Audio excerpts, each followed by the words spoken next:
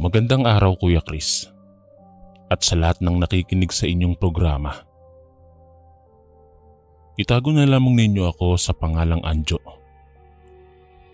Gusto ko lamang ibahagi ang aking katakot-takot na karanasan tungkol sa mga aswang sa liblib na lugar sa aming probinsya sa Leyte. Isang umaga noon, mahimbing akong natutulog nang biglang tumunog ang aking cellphone. Naka full volume ito kaya naman ay naistorbo ang aking masarap na tulog.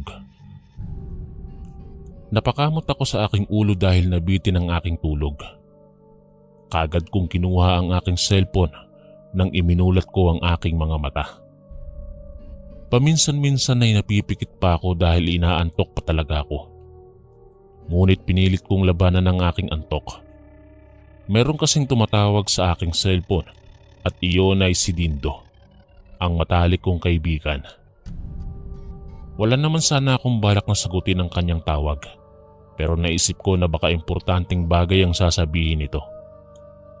Pinindot ko na ang answer button at saka sinagot ang kanyang tawag. Hello, Dindo, ba't napatawag ka? Tanong ko sa kanya. Magandang umaga sa iyo, Anjo. Gusto ko sanang imbitahan ka para sa kasal ng ate ko bukas. Punta ka rito para naman makapag-banding din tayo. Matagal-tagal na rin tayong hindi nagkikita eh. Free ka ba bukas? Sabi naman ni Dindo sa akin sa kabilang linya. Oo. Free naman ako bukas. Day off namin kaya wala kaming trabaho. Oo nga pala. Mabuti naman na't ikakasal na si Ate Jelina mo. Sagot ko naman kay Dindo. Kaya nga eh. Akala ko nga tatandang dalaga si ate. Pero nagkamali pala ako. Wika naman ni Dindo sa kabilang linya. Sabay kaming nagtawanan. Kahit papaano ay naibsan ng aking pagkaantok. 20 years old na si Dindo at pareho kaming dalawa. Childhood best friend kami at palagi kaming magkasama dati. Ngunit nagkalayo kami dahil lumipat sila ng bahay.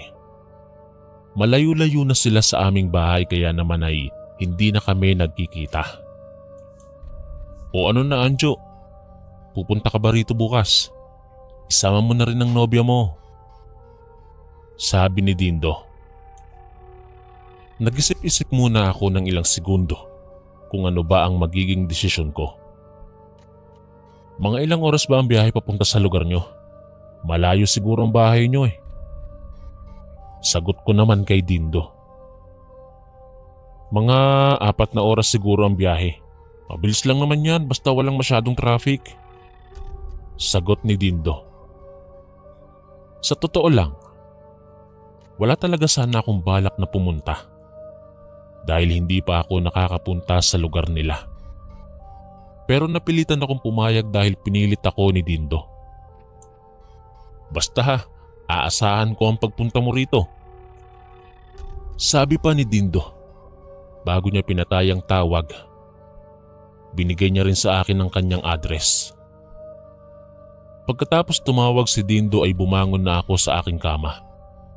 Inayos ko ang aking higaan at saka lumabas.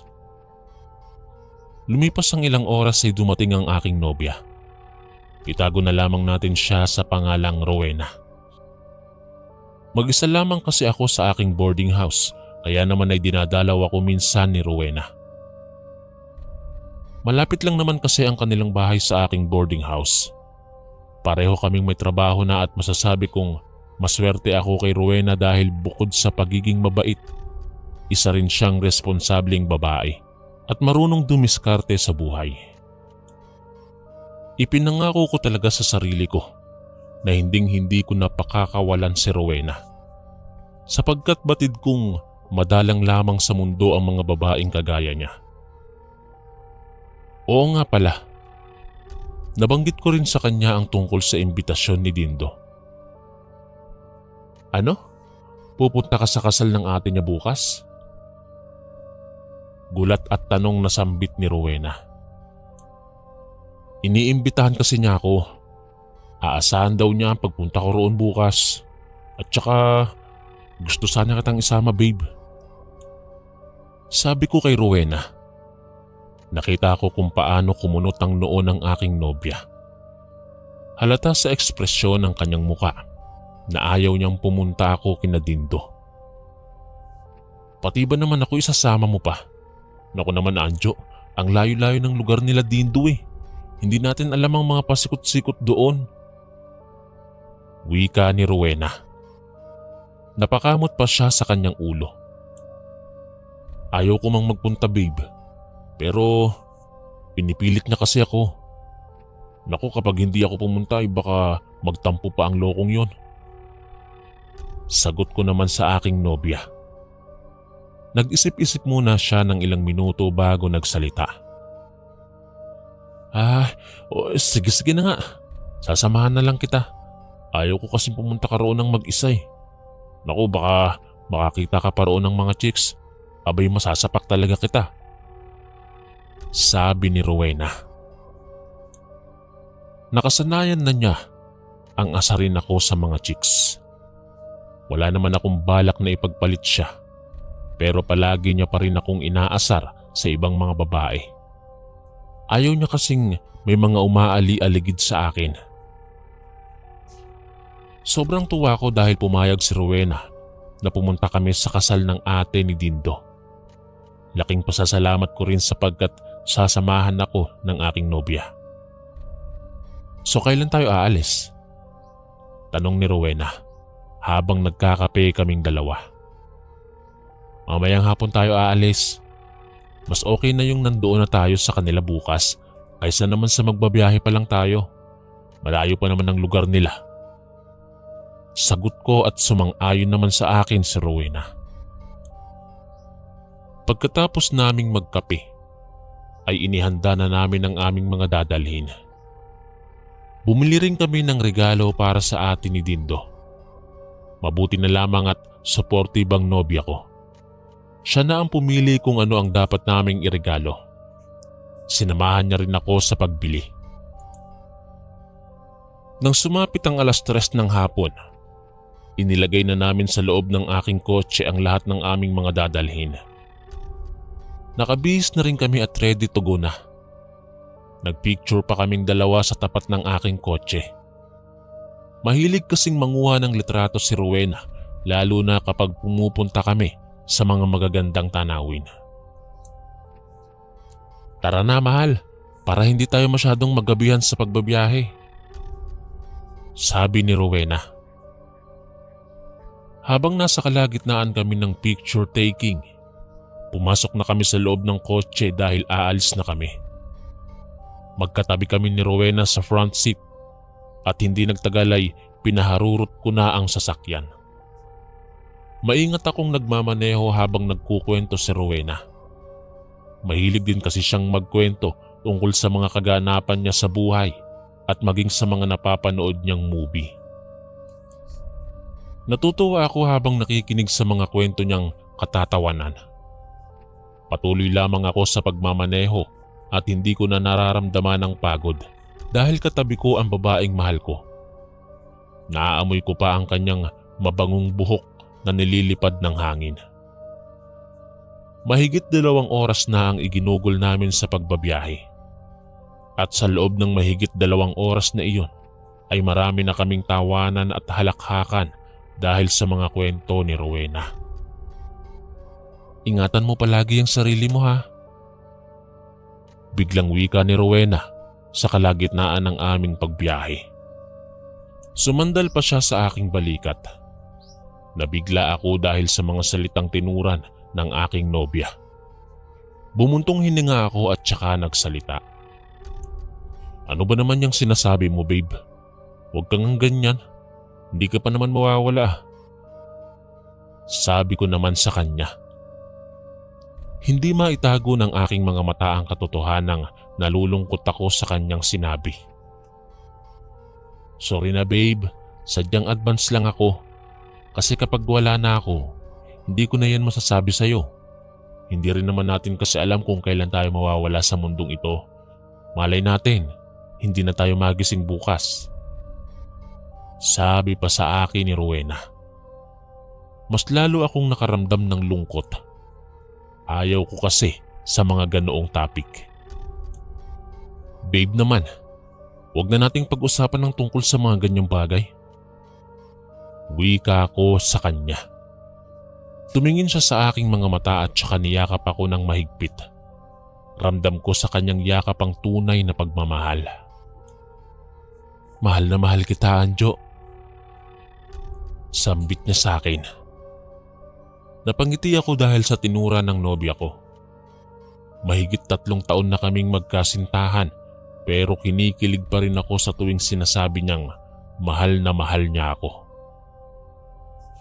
Mahal na mahal din kita, Rowena.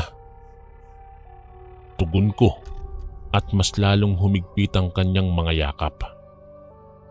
Hindi nagtagal ay kumalas din siya sa pagkakayakap. Nagugutom na raw kasi siya. Kaya naman ay kinuha niya ang lalagyan ng aming pagkain at saka kumuha siya ng hamburger. Masaya naming pinagsaluhan ng masarap na hamburger. Sinulyapan ko ang aking relong pambisig at napagtanto kong mahigit 3 oras na pala kaming bumibiyahe. Malayo-layo na rin ang aming narating. Unti-unti nang nilalamon ng dilim ang buong paligid. Kaya naman ay medyo binilisan ko na ang pagmamaneho para mabilis din kaming makarating. Mahirap kasing magbiyahe nang hindi mo kabisado ang daang iyong binabagtas. Habang patuloy sa pagtakbo ang aming sasakyan, napadpad kami sa isang daan na kung saan ay wala man lang kabahay-bahay.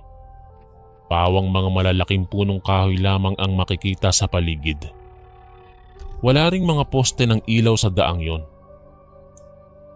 Anong lugar to, babe? Tanong sa akin ni Rowena. Napansin niya rin kasi na parang may kakaiba sa lugar na yon. Hindi ko rin alam kung nasaan na tayo. Hindi ko kabisado ang lugar na to. Sagot ko kay Rowena. Tumingin-tingin kami sa paligid.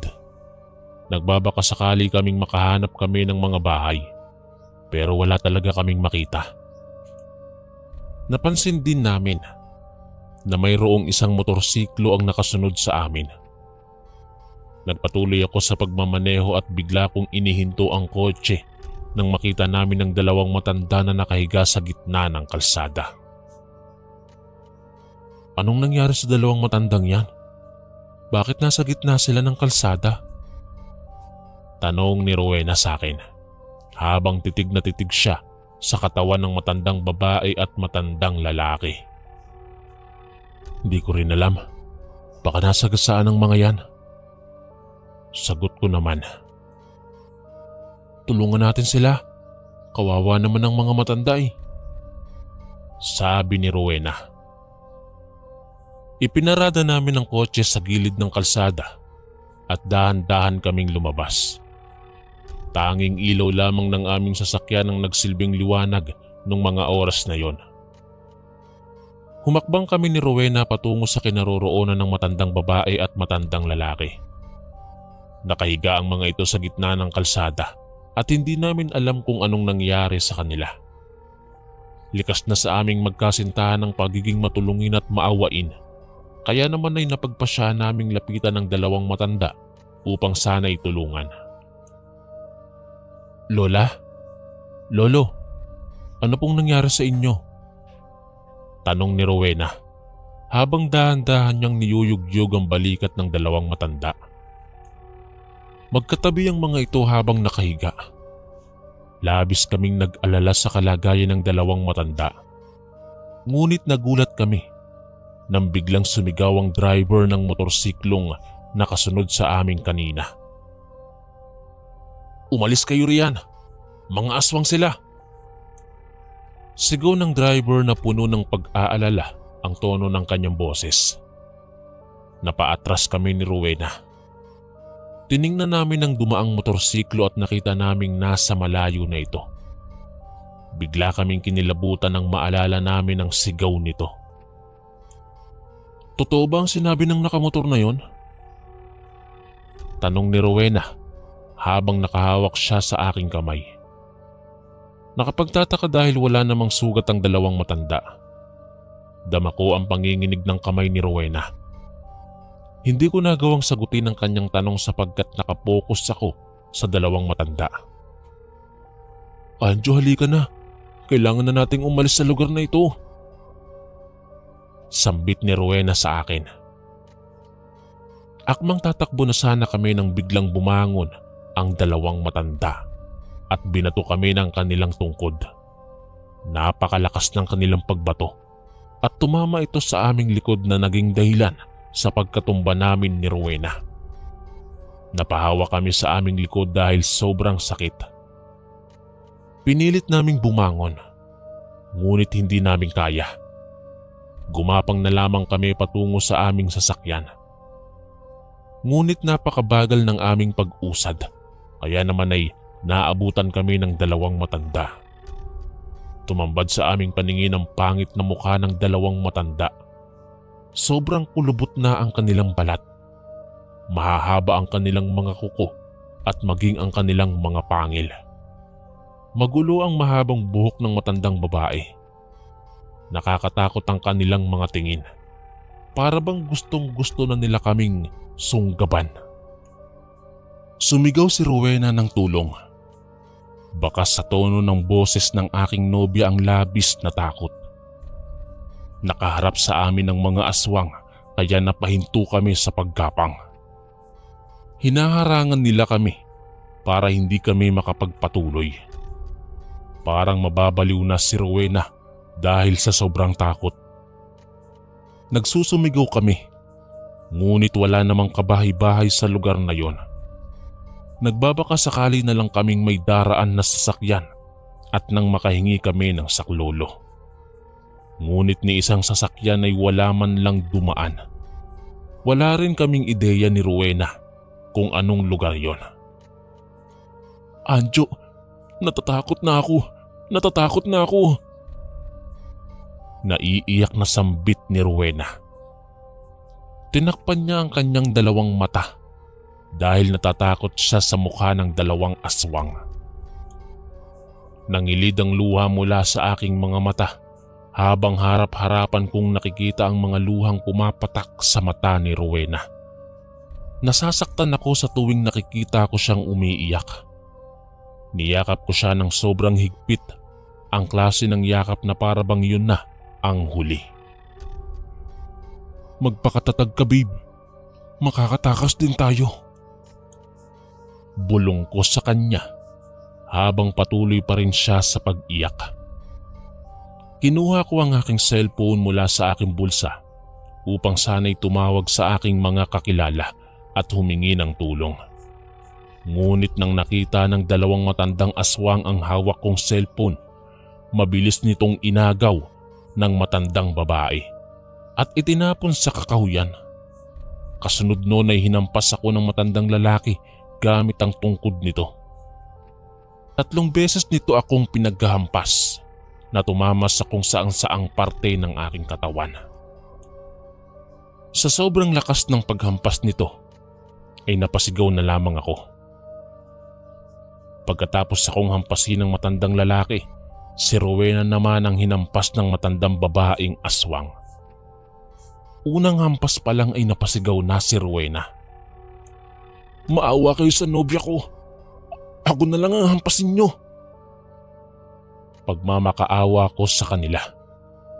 Ngunit hindi nagpaawat ang matandang babae. Nagmistula itong bingi na para bang wala siyang naririnig. Walang awa niyang pinaghahampas si Rowena. Kagaya sa akin ay 3 hampas din ang natamo ni Rowena. Mas lalo akong naiyak dahil batid kong sobrang sakit ang naramdaman ng babaeng mahal ko. Gustuhin ko mang lumaban at ipagtanggol ang babaeng mahal ko. Ngunit hindi ko nagawa dahil maging ako ay nahihirapan din. Lumipas ang ilang segundo, nahimatay si Rowena. Marahil iyon ay dahil sa sobrang sakit na kanyang naramdaman. Rowena! Rowena, gumising ka! Niyugyug ko ang kanyang balikat upang magising siya. Gustong gusto kong buhatin ng aking nobya palayo sa lugar na yon. Ngunit wala na kaming takas. Napapikit na lamang ako habang pilit kong iniinda ang sakit ng aking katawan. Maya-maya ay bigla akong hinila ng matandang lalaki. Inilayo niya ako kay Rowena.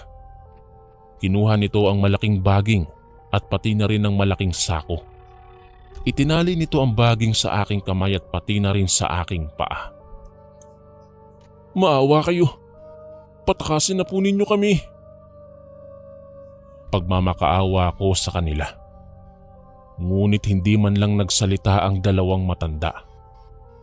Nagtulong pa silang dalawa sa pagkapos sa akin, kaya naman ay wala na akong kawala. Sa tingin ko ay mag-asawa ang dalawang yon. Pagkatapos nilang igapos ang aking kamay at paa, ay si Rowena naman ang ginapos nila. Hindi pa rin siya nagising kaya naman ay napahagulgol na lamang akong habang pinagmamasdan ko ang kaawa-awang mukha ng aking nobya. Kinuha ng matandang babae ang isang malaking sako at saka inilagay nila sa loob ng sako si Rowena. Kitang-kita ng aking dalawang mata kung paano nila ipinasok sa loob ng sako ang walang kalaban-labang katawan ng babaeng mahal ko. Nagmamakaawa ako sa kanila. Ngunit hindi man lang nila ako pinapakinggan. Tuwang-tuwa pa ang dalawang matandang aswang sa kanilang ginagawa. Napahagulgol ako at sinisisi ko ang aking sarili ng mga oras na yon. Batid kong kasalanan ko ang lahat. Kung hindi ko sinama si Rowena, hindi sana siya mapapahamak.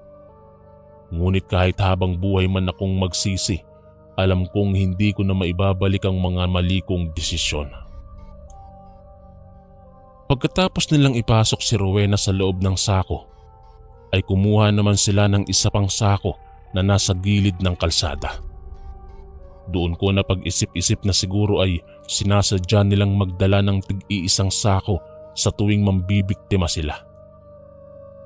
Taktika lamang pala nila ang magkunwaring nabangga o naaksidente para kaawaan. At kapag mayroong lalapit sa kanila ay kaagad nilang sasaktan. Ipinasok na nila ako sa loob ng sako. Hindi na ako nakapalag sa kadahilan ng parehong nakagapos ang aking kamay at paa. Tanging hagulgol na lamang ang aking nagawa. Si Rowena ang iniisip ko habang nasa loob ako ng sako. Ayos lang sa akin kahit ilang beses nila akong saktan, wag lang si Rowena. Kahinaan ko talaga ang makitang nahihirapan ng babaeng mahal ko. Pagkatapos nila kaming ilagay sa loob ng sako, ay hinila na nila ang sako. "May makakainan naman tayo," wika ng matandang babaeng aswang at saka humalakhak.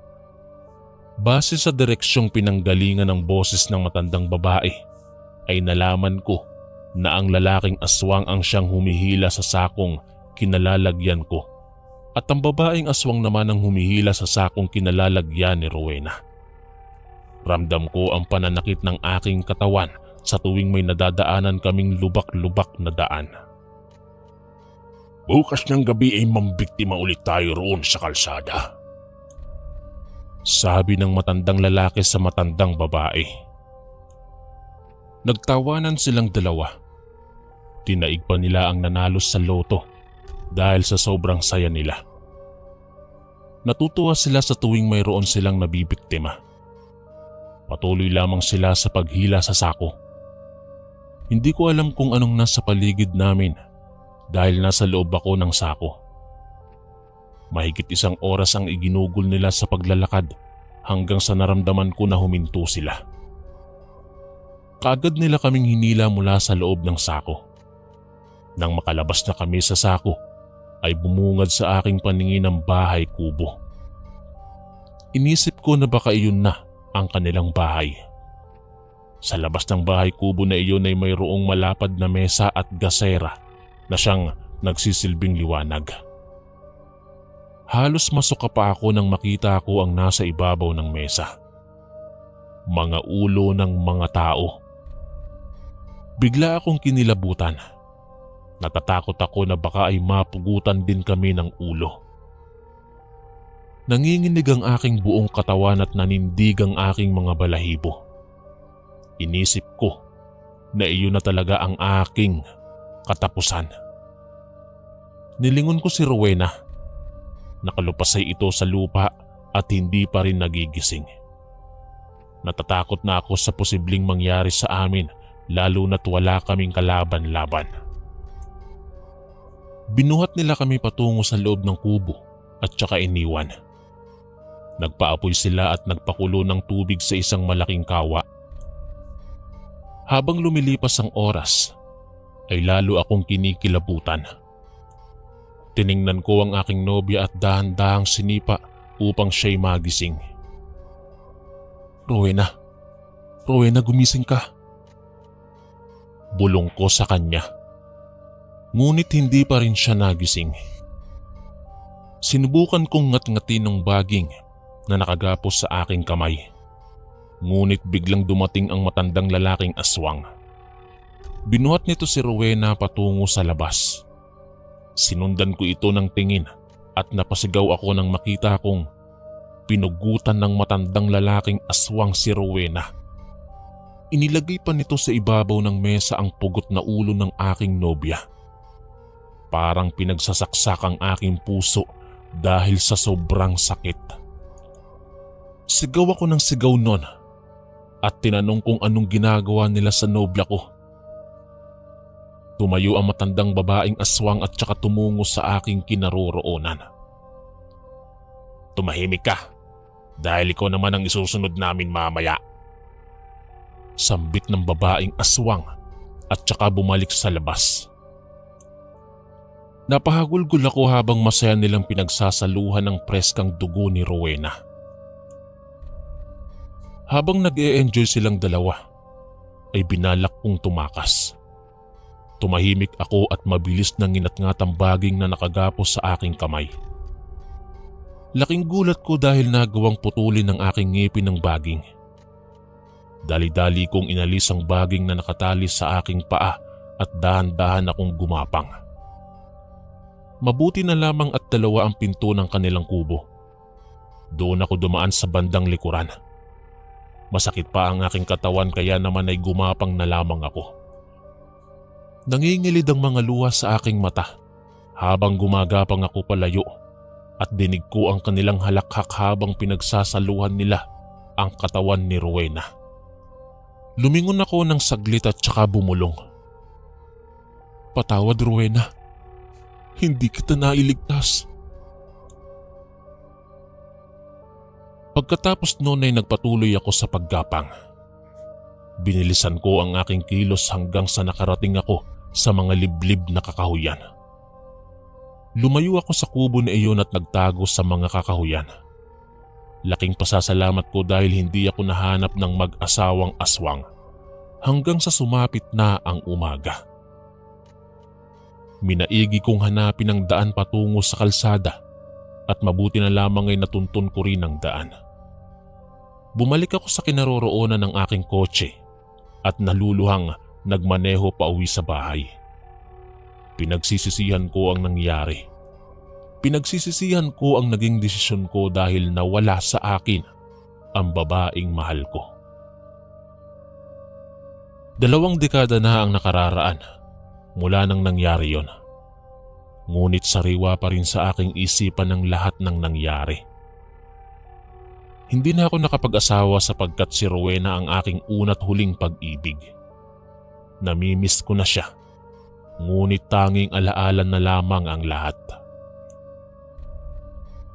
Hanggang dito na lamang po ang aking kwento, Kuya Chris. Maraming salamat po sa pagbasa nito. Ako po si Anjo, ang inyong kaistorya.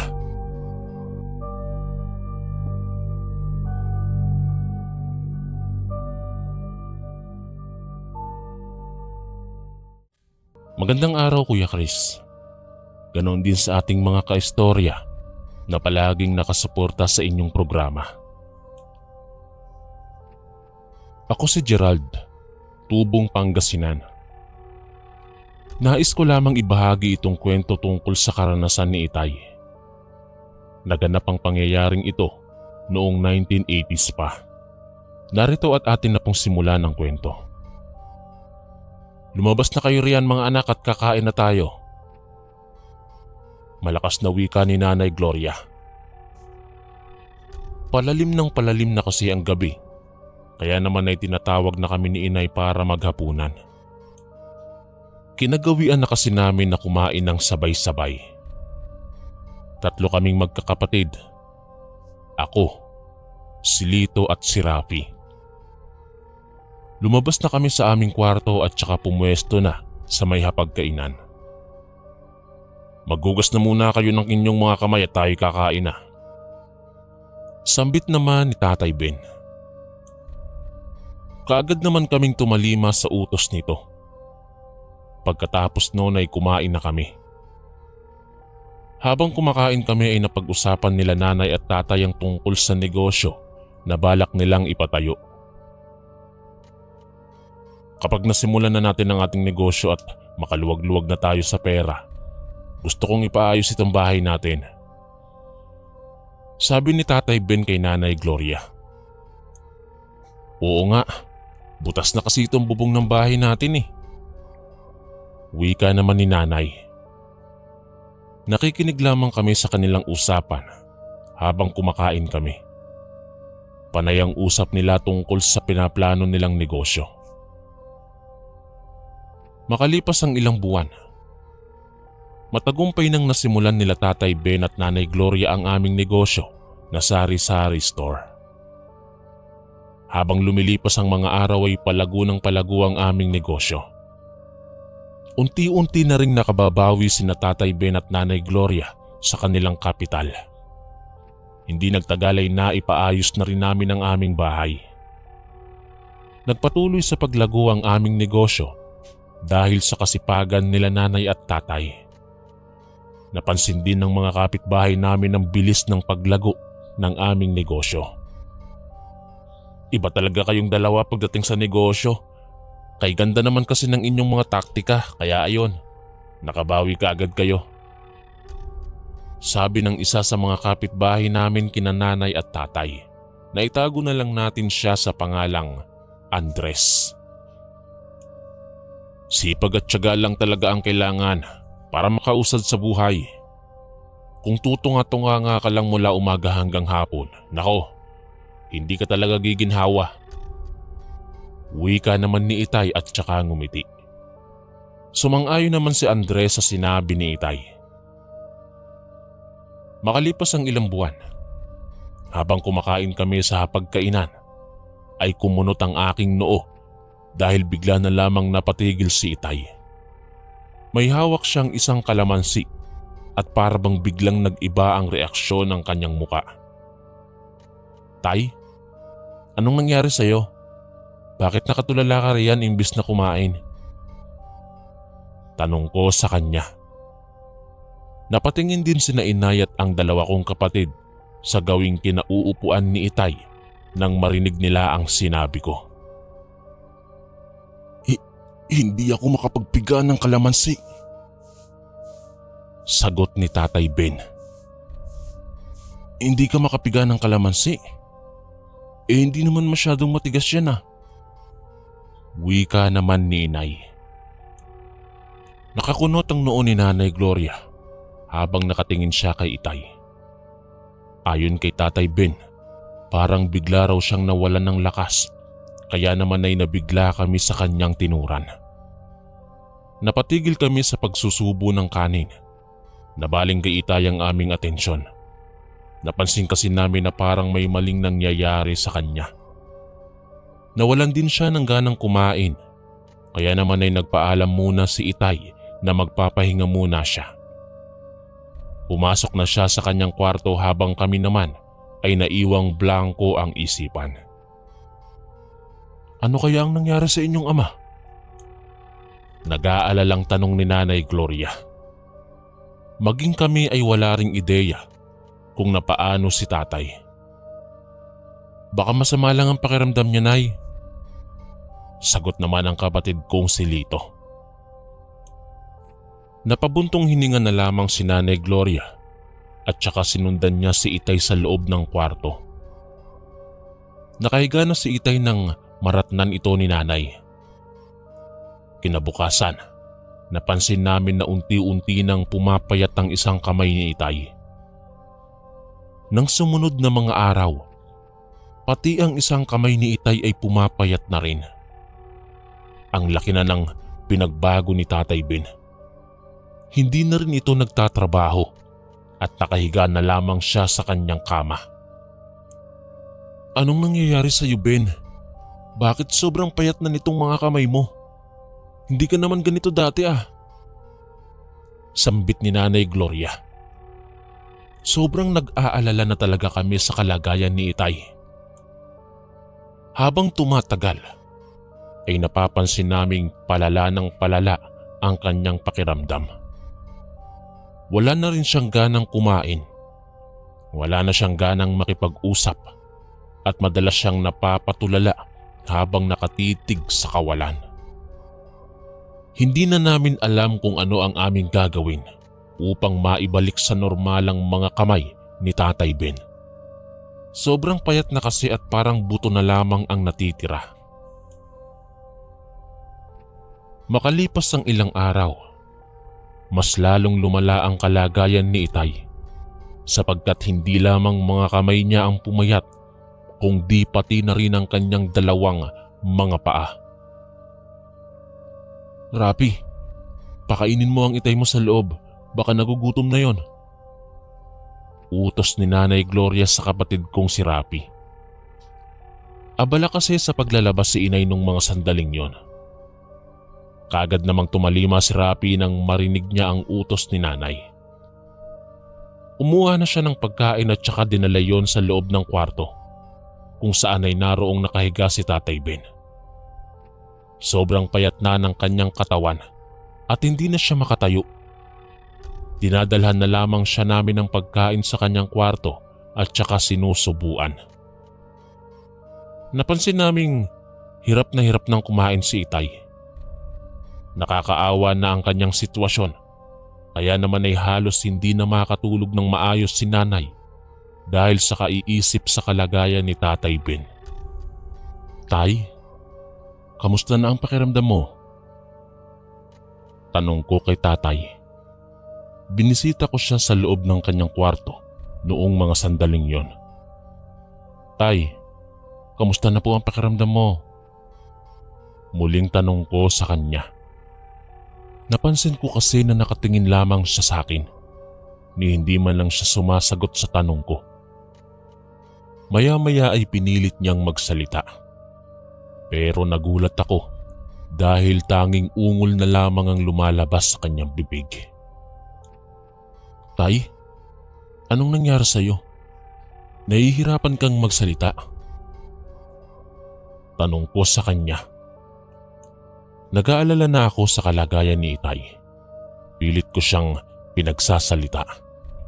Subalit tanging ungol na lamang talaga ang kinakaya niya. Doon ko nakumpirma na hirap nang magsalita si Itay. Kaagad kong ipinaalam kay Nanay Gloria at pati na rin sa dalawa kong kapatid na hindi na makapagsalita ng maayos si Itay. Anong gagawin natin? Hindi ko alam kung anong nangyayari sa ama ninyo. Sambit ni Nanay Gloria. Parang hindi na maiguhit ang mukha ni Inay dahil naging problemado na siya sa kalagayan ni Tatay Ben. Subukan yung dalhin yan sa albularyo. Mukhang hindi naman kasi normal na sakit yan Sabi ng kapitbahay naming si Andres. Paminsan-minsan ay tumutungo siya sa aming bahay at kinukumusta ang kalagayan ni Tatay Ben. Oo nga po, Nay. Dalhin na natin sa albularyo si Tatay. Kawawa na kasi siya. Palala ng palala ang nararamdaman niya. Sabi naman ni Rapi. Sumang-ayon naman si Inay sa kanilang suwestyon.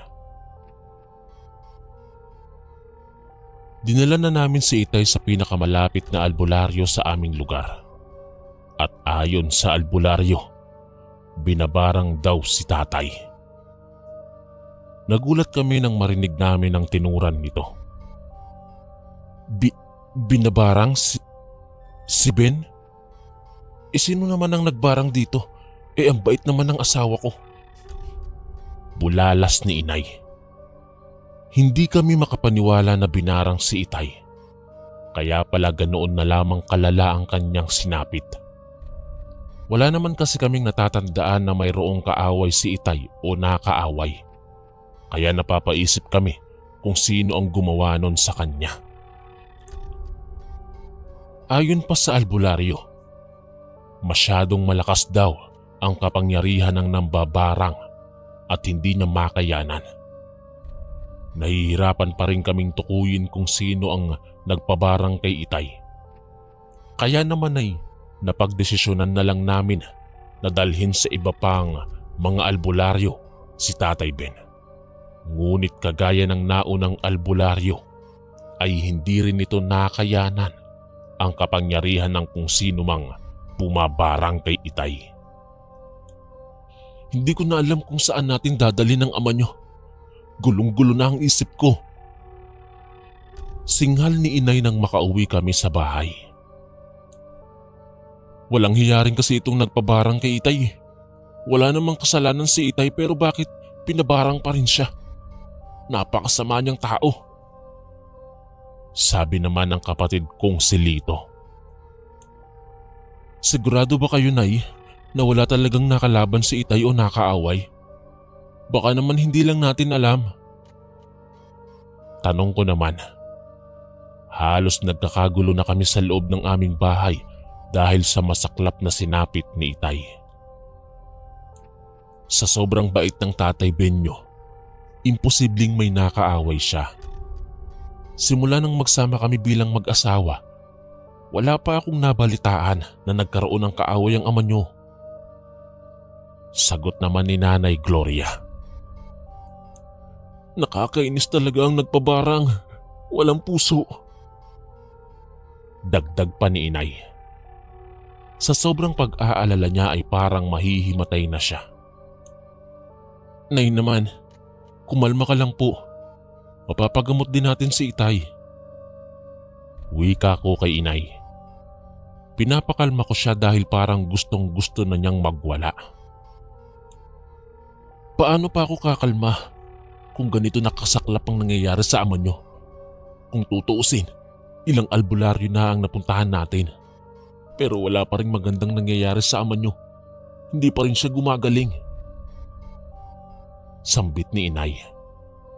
Mababa ka sa tono ng kanyang boses na nag-aalala talaga siya sa kalagayan ni Itay. Subukan po kaya nating dalhin si Itay sa iba pang albularyo. Baka sakaling gumaling na siya.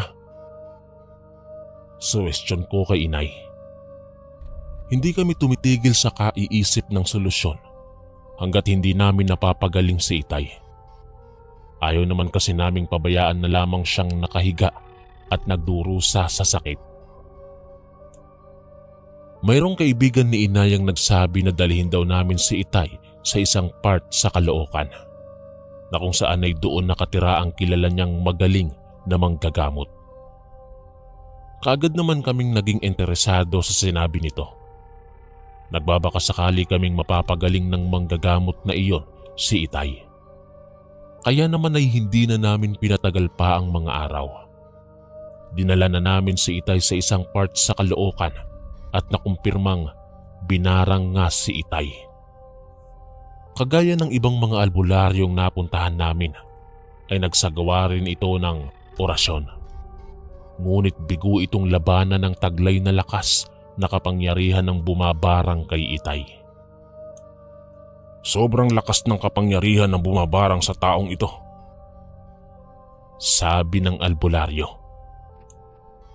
Ipinagtapat din ito sa amin na hindi niya raw kayang pagalingin si Itay sapagkat hindi sapat ang kanyang kapangyarihan upang tapatan ng lakas ng kapangyarihan ng mambabarang. Napagdesisyonan na namin na uuwi na lamang kami sa aming bahay dahil doon ay parang nawawalan na kami ng pag-asang gagaling pa si Itay. Hindi na kami makapokus sa aming mga ginagawa dahil nabaling ang aming atensyon kay Itay. Kami nila Lito at Rafi ang nag-aalaga kay Tatay Ben kapag mayroong ginagawa si nanay. Sa katunayan, naaawa na nga kami kay Inay dahil ilang gabi na itong hindi nakatutulog ng maayos. Binabantayan niya si Tatay at kinakausap habang pumapatak ang mga luha nito. Nakikinig lamang si Tatay Ben kay Nanay Gloria dahil hirap na itong magsalita. Mahal na mahal ni Inay si Itay, kaya naman ay labis siyang nalungkot sa sinapit ng kanyang asawa. Ayaw niyang mawala sa amin ang aming ama, kaya parang mababaliw na si Inay sa kaiisip kung saang manggagamot namin pwedeng dalhin si Itay para gumaling na ito. Isang gabi, habang mahimbing kaming natutulog, ay bigla kaming nagising dahil sa malakas na sigaw ni Inay. Ayon sa kanya, sumuka ng ipis si Itay. Kahit inaantok pa ako ay napilitan na lamang akong bumangon. Kaagad akong tumungo sa kwarto ni Itay at muntik nang bumagsak ang aking mga luha nang makita ko ang sitwasyon ng aking ama. Nangihina na ang katawan at katatapos lamang niyang magsuka ng mga ipis. Nakakaawa na talaga si Tatay Ben. Pati si Rafi at Lito ay nagising din. Bigla kaming natakot at kinabahan. Hindi ko maipaliwanag ang nararamdaman ko ng mga oras na yon. Kinaumagahan, kaagad kaming nagtanong sa iba pa naming mga kakilala kung may kilala ba silang albularyo na magaling manggamot. Isang lalaki ang nagsabi na mayroon daw siyang kilalang manggagamot sa isang probinsya. Marami na raw ang mga pinagaling nun. Kaya naman ay kaagad naming hiningi ang address na kinaroroonan ng albularyong yon. At nang malaman na namin ang address, ay agad naming dinala si Tatay Ben sa bahay nito. Nang makarating kami roon, ay kaagad na nitong sinimula ng paggamot kay Itay. Habang ginagamot si Itay, nagdasal ang albularyo ng sobrang tagal. Sa sobrang bagal ng rosaryo, ang 15 minuto ay halos naging 1 oras na rosaryo. Umabot pa ng 1 linggong gamutan bunsod ng labis na pagkabagal. Habang patuloy na ginagamot si Itay, mayroong nakuhang mga pako ang albularyo mula sa batok ni Itay. Nagulat kami nang makita namin yon. Parang hindi kami makapaniwala sa nangyayari. Paanong nangyari na may mga pako sa batok ni Tatay Ben? Napatanong na lamang ako sa aking sarili habang nakatingin ako sa kaawa-awang mukha ng aking ama. Gerald, sunugin mo ang mga pako na ito at ilagay mo sa loob ng bote. Sabi ng manggagamot sa akin. Napaisip ako ng saglit kung bakit kailangan pang sunugin at nakatitig lamang ako sa itim na mga pako na nakuha mula sa batok ni Itay. Sige na, sunugin mo na ang mga pako na ito. Muling utos ng albularyo sa akin. Wala na akong nagawa kung di ay ang sundin na lamang ang utos nito. Kaagad akong naghanap ng bote at nang makahanap na ako ay sinimulan ko na ang pagsunog sa mga pako. Grabe no, parang hindi ako makapaniwala na may pako sa batok ni Itay. Grabe naman ang kapangyarihan ng mambabarang na yon. Sabi ni Lito at pumunta rin ito sa kinaroroonan ko at pinanood ang ginagawa ko. Ewan ko na lang sa mga tao ngayon, Lito. Hindi ko maintindihan kung bakit nagagawa pa nilang barangin ng kanilang kapwa. Gayong wala namang ginagawang masama si Itay sa kanila. Sagot ko naman sa aking kapatid. Kagaya ko, hindi rin matanggap ni Lito ang katotohanang binarang ang aming ama. Habang nag-uusap kami ni Lito, ay biglang dumating sila Nanay at Rafi. Parang pasan-pasan nila ang mundo sapagkat halos hindi na maiguhit ang ekspresyon ng kanilang mga muka.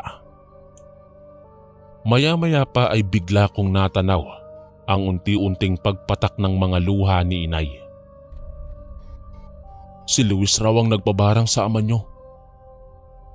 Wika ni inay nang tuluyan siyang makalapit sa amin. Napatigil ako sa aking ginagawa. Namilog ang aking mga mata kasabay ng pagkunot ng aking noo. Ano, Nay? Si Mang Luis daw ang nagpabarang kay itay?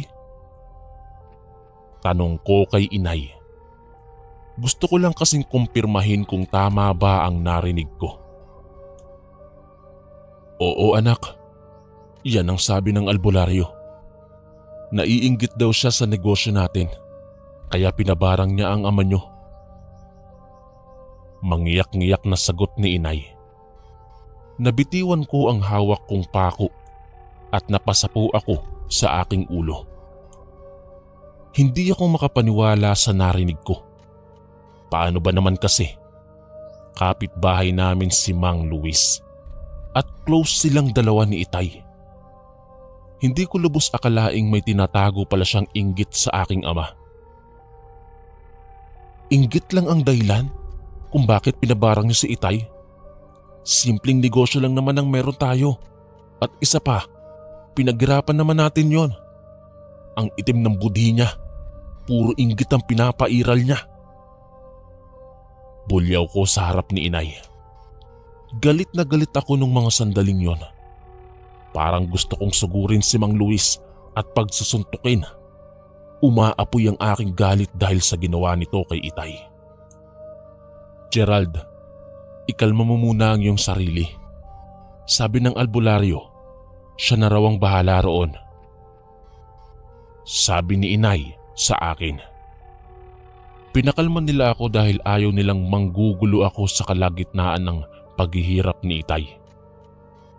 Palala ng palala na kasi ang kalagayan nito at hindi lamang mga pako ang nakuha mula sa kanyang batok. Mayroon ding mga insekto, kagaya na lamang ng ipis. Nag-aalala na kami sa kalagayan ni itay. Yung tipong habang lumilipas ang mga oras ay mas lalong kinakabahan kami. Natatakot kami sa kung ano pa ang posibleng mangyari sa susunod na mga araw. Nang kumalma ako ay ipinagpatuloy ko na ang pagsusunog sa mga pako. Pagkatapos kong gawin niyon ay kumuha ako ng bote at saka inilagay sa loob nito ang mga pako. Dahil iyon ang sinabi sa akin ng albularyo. Pagkatapos kong ipasok ang mga pako sa bote, nagulat ako dahil biglang gumalaw ang mga pako sa loob ng bote. Dahil sa sobrang gulat ko, nabitiwan ko ang hawak kong bote. Bigla akong kinabahan. Takot na takot ako habang pinapanood ko ang mga pakong parang nagsusumayaw sa loob ng bote. Anong nangyayari? Bakit sumasayaw ang mga ito? Nauutal kong tanong. Namamalikmata lang ba ako? Dagdag ko pa. Napakurap-kurap ako. Patuloy pa rin gumagalaw ang mga pako sa loob ng bote. Kaya naman naisipan kong ilibing na lamang ang mga ito. Grabe ang mga nangyayari. Nakakatakot na talaga. Bulong ko sa aking sarili habang inililibing ko ang bote. Natakot kasi ako sa mga gumagalaw na pako. Kaya ko inilibing yon.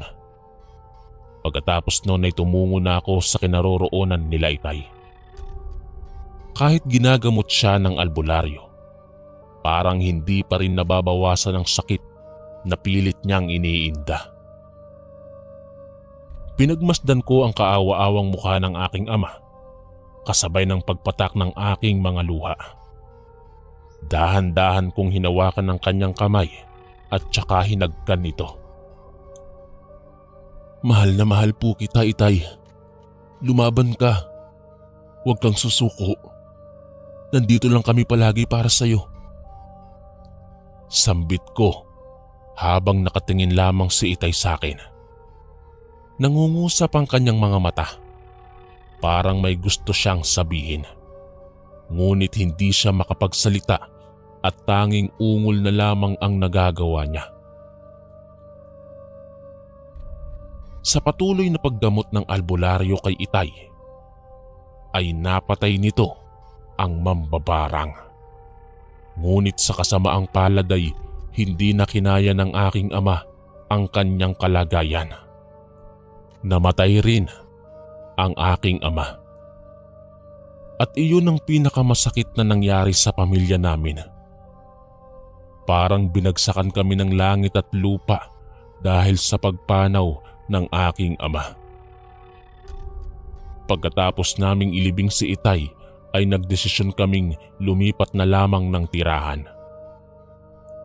Kahit lumipat kami ay nagpatuloy pa rin ang aming negosyo na siyang nagsisilbi naming hanap buhay. Hanggang dito na lamang po ang aking kwento, Kuya Chris. Maraming salamat sa lahat ng mga nakinig. Muli, ako po si Gerald, ang inyong kaistorya.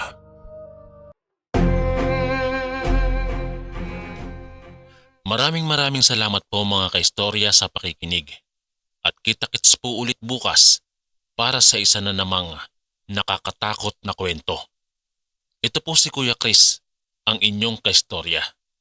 God bless po at ingat po lagi.